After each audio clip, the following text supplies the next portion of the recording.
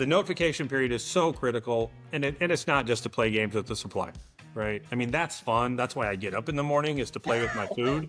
But it's more than that. When you got a solution that's growing and you know you're going to be increasing, if you don't contact them before that notification period that you're going out to bid for something, or you're going to be looking at something, or you want your quotes now, and they will delay install every time. I totally understand. But you have way more leverage. Way more leverage. And if you're going to add 10% more licenses to your current portfolio and maybe even add another solution, you have the ball in your court then. You prepped, you've done your due diligence, you're ready to negotiate. And instead of waiting past that notification period, because at that point, you go and ask for licenses, or you go and ask for favors, or you go and ask for no uplift on your maintenance, you ain't gonna get it.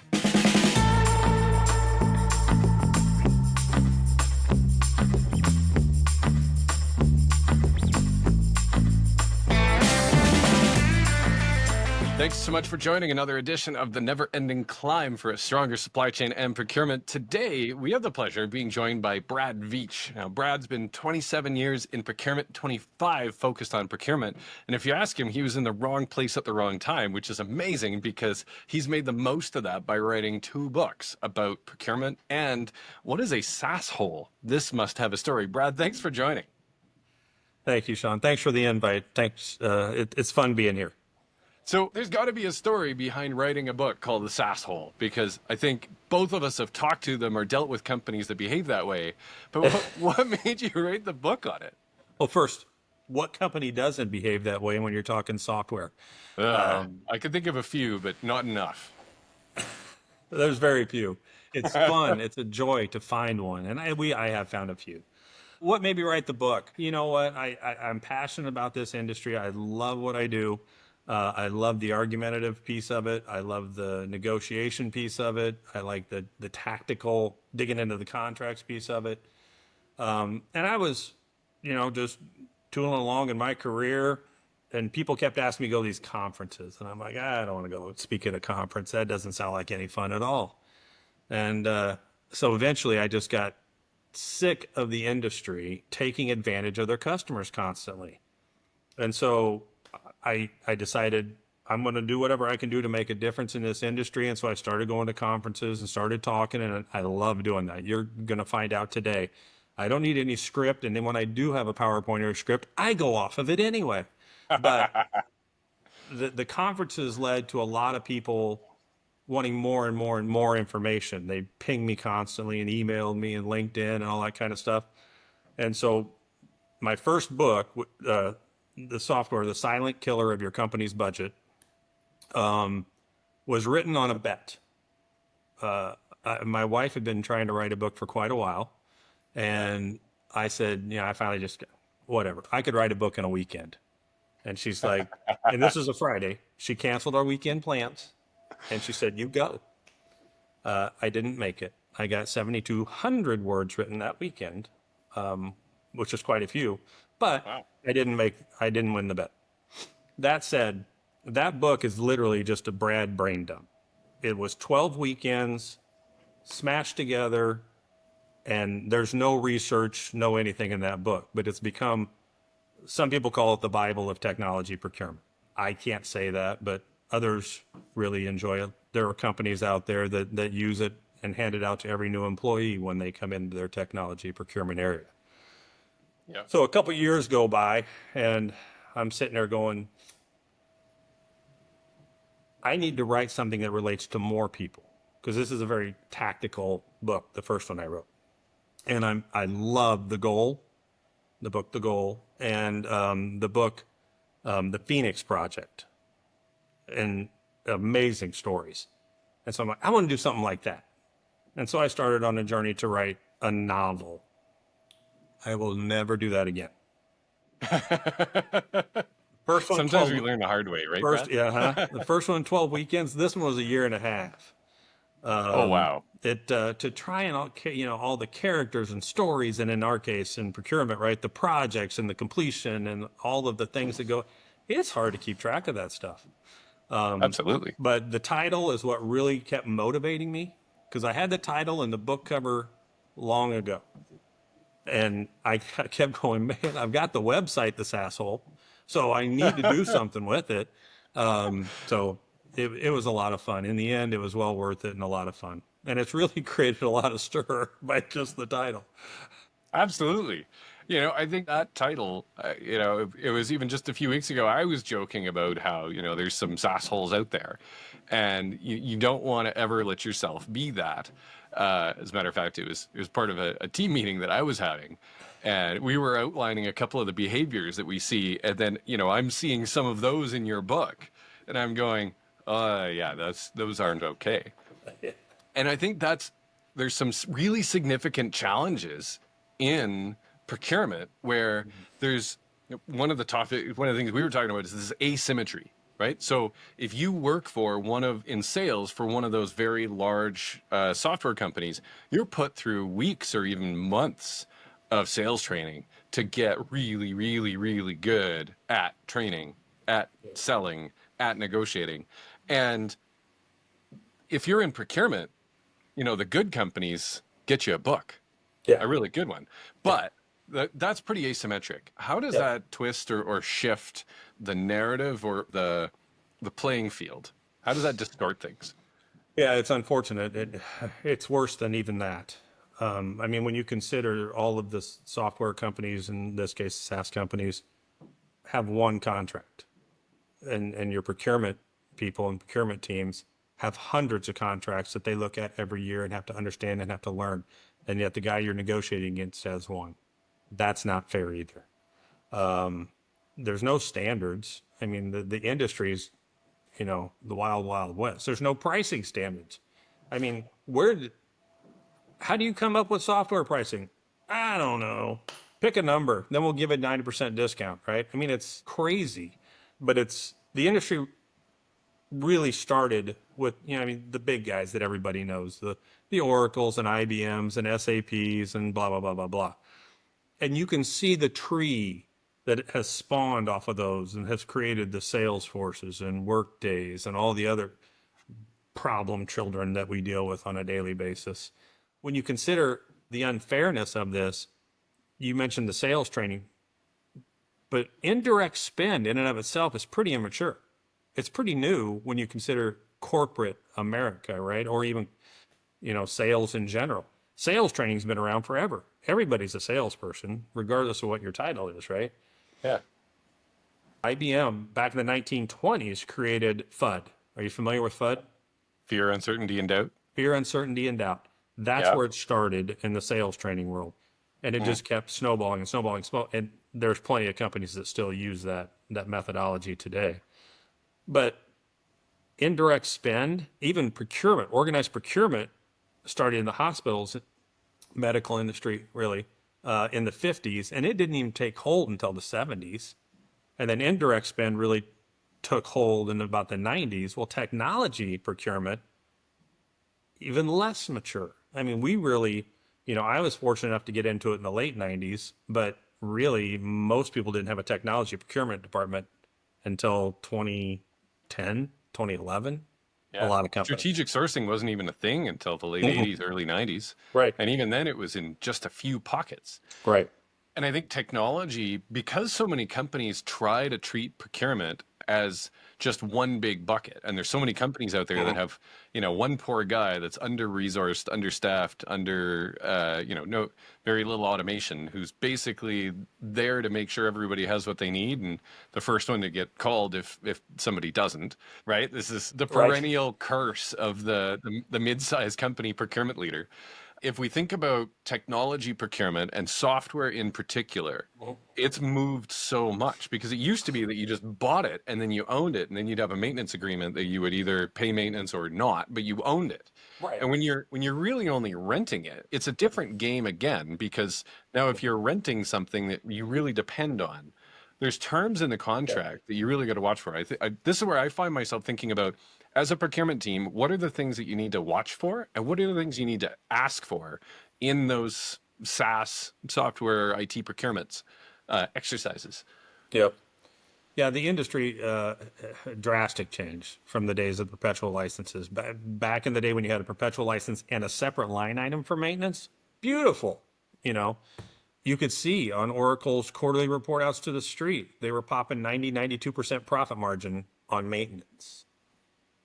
Well, they smooshed that all together so nobody could tell that for very long, but it was fun when we could see it. Those companies took a lesson from some of the hardware companies and some of the advancing technologies, right? Because I mean, back in the day, you used to license a server, and then it went to the chip, and then it went to the core in the chip, and then it went to the.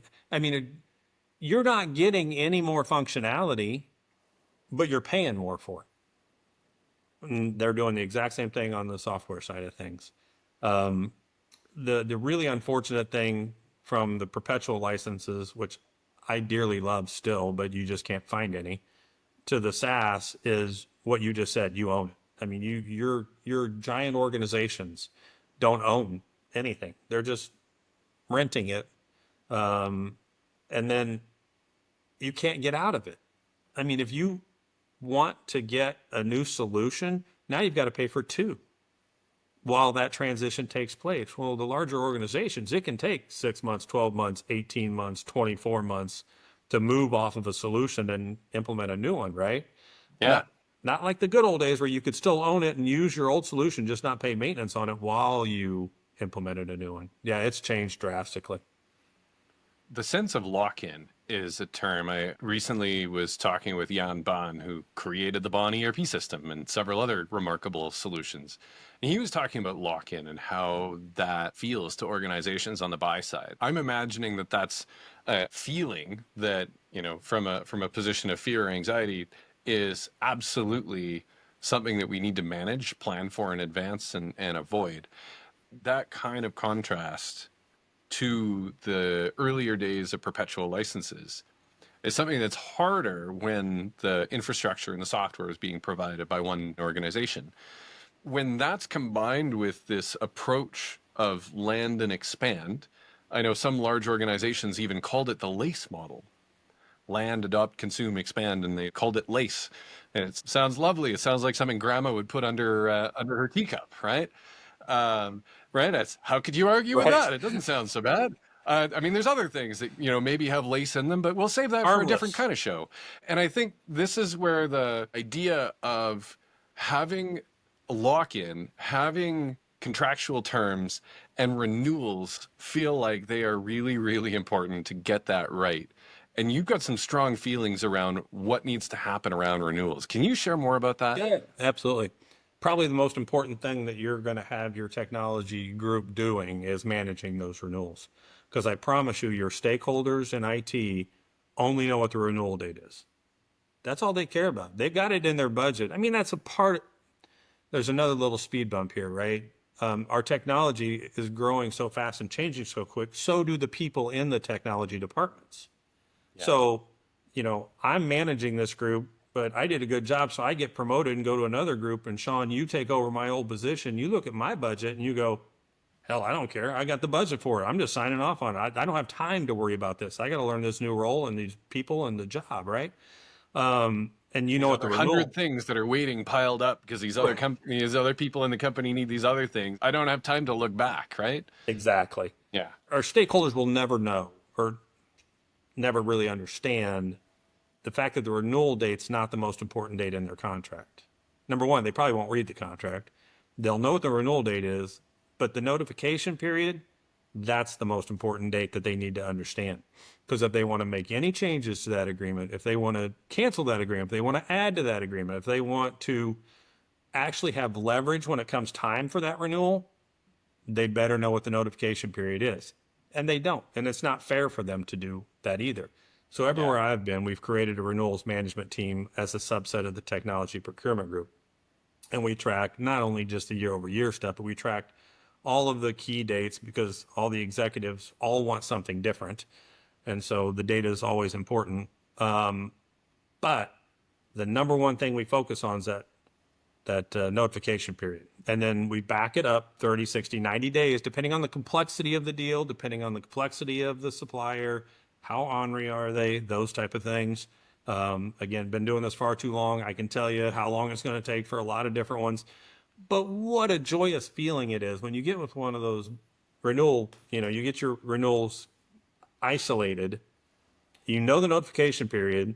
You know that your internal stakeholder, because you're communicating with him about what's coming up in 6 months, and does he have his ducks in a row?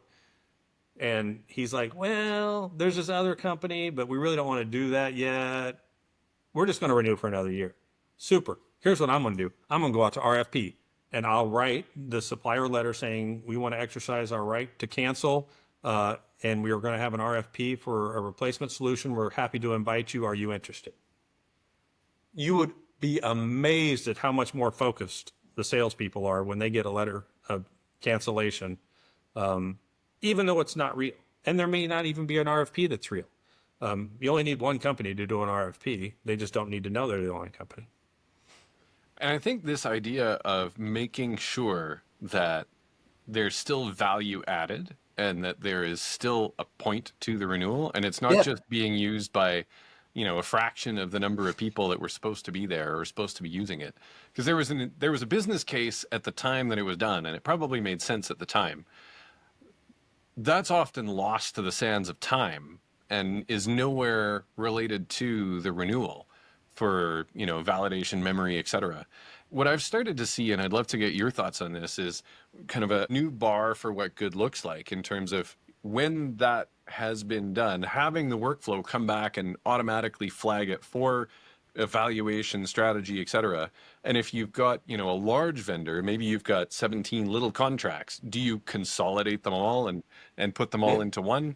Or do you, tackle them with hey, if this, then that as part of the negotiation through the year? But having that set up with the workflow to automatically remind and to automatically revalidate the business case, because the license price in many cases from the vendor's perspective is set around, well, how big of a problem are we solving? There's somebody that used to work for one of the large private equity firms that is doing consulting and advises technology companies to set their pricing in large enterprise to be somewhere in the neighborhood of, say, 20% of the value of the problem that's being solved. So there's even some scientific benchmarks and so on that are out there for, hey, if we're going to save you $1 on an ongoing basis, then, set the price at 20 cents. Yeah. And from an ROI perspective, that's pretty appealing. But over time, that isn't necessarily still true. And I think that's, especially as technology changes and business changes, I feel like that's one of the big opportunities for technology software vendors to work better with the procurement teams to say, hey, is this still true? If not, then we're going to fix it. Yeah, I mean, I wouldn't be such an old procurement curmudgeon if the industry was like that. But it's not. Unfortunately, that's not the default, is it? No, it's not the default. And I get it. I mean, they got to make their numbers. They get tons of pressure in software sales. I mean, the turnover for some of those big sales teams is really tremendous. Huge.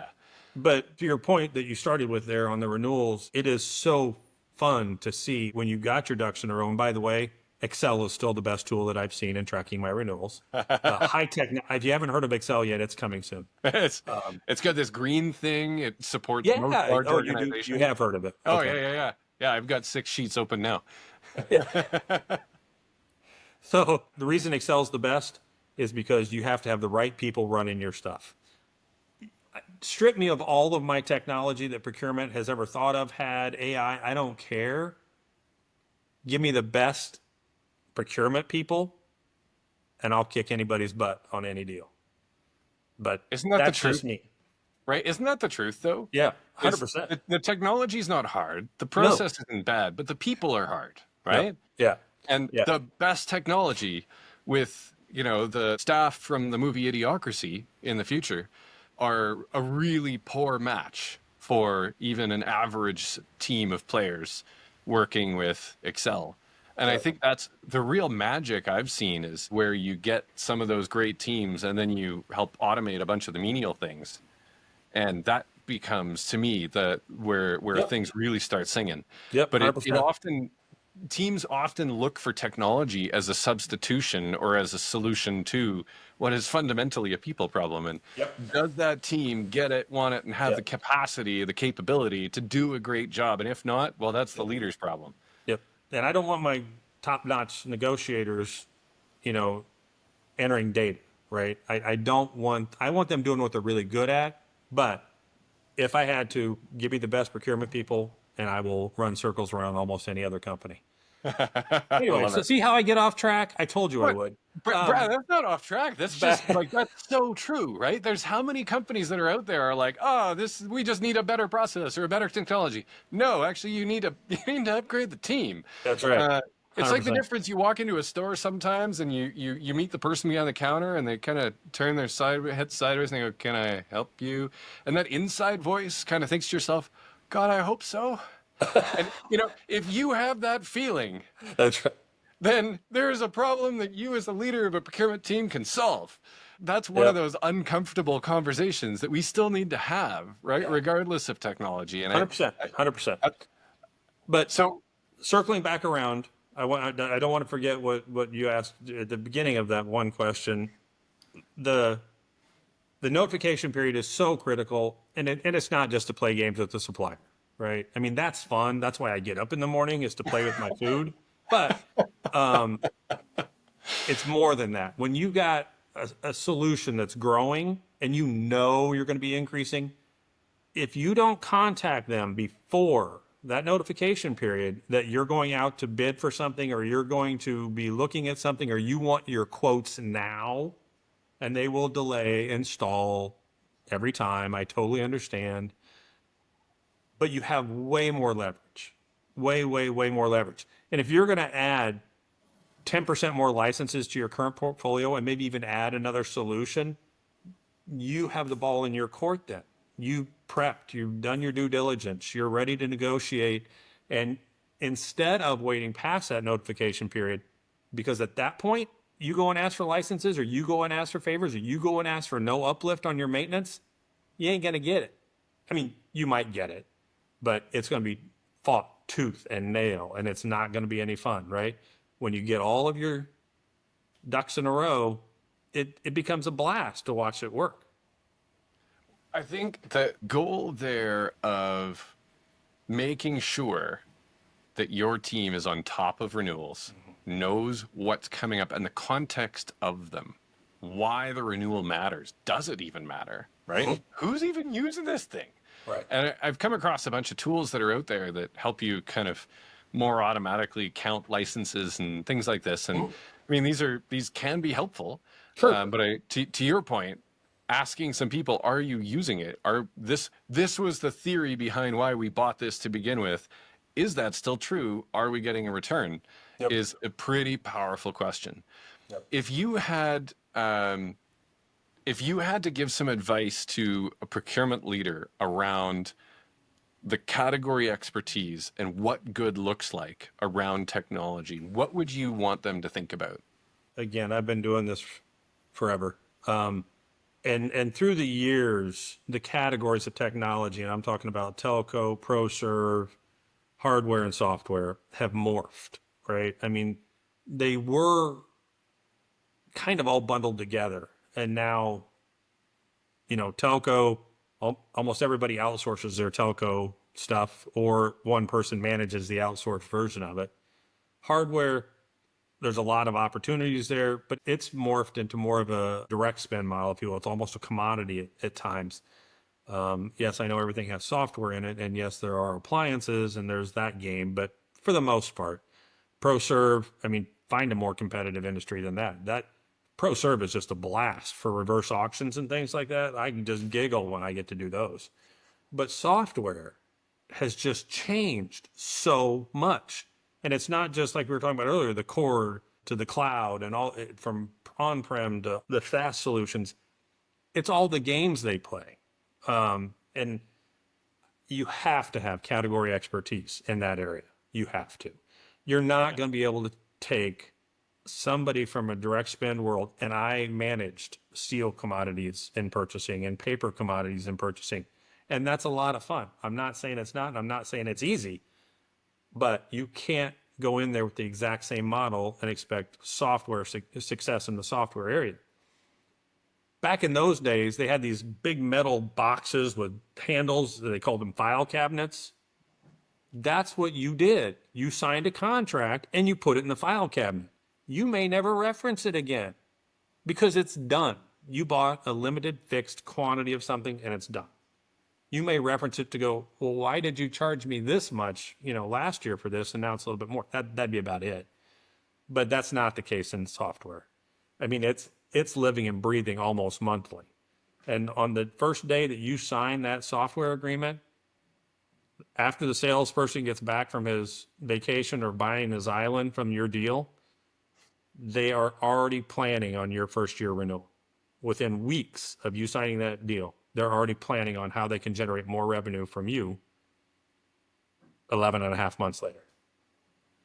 The good ones are helping to figure out how you make sure you get your return on investment, and the Saas-Holes are out there figuring out how they can squeeze you. Yep. And I think that the real point here is how to tell the difference between somebody that's trying to help you and a Saas-Hole, and B, if you see the following conditions, you might be dealing with a Saas-Hole. True. Yeah.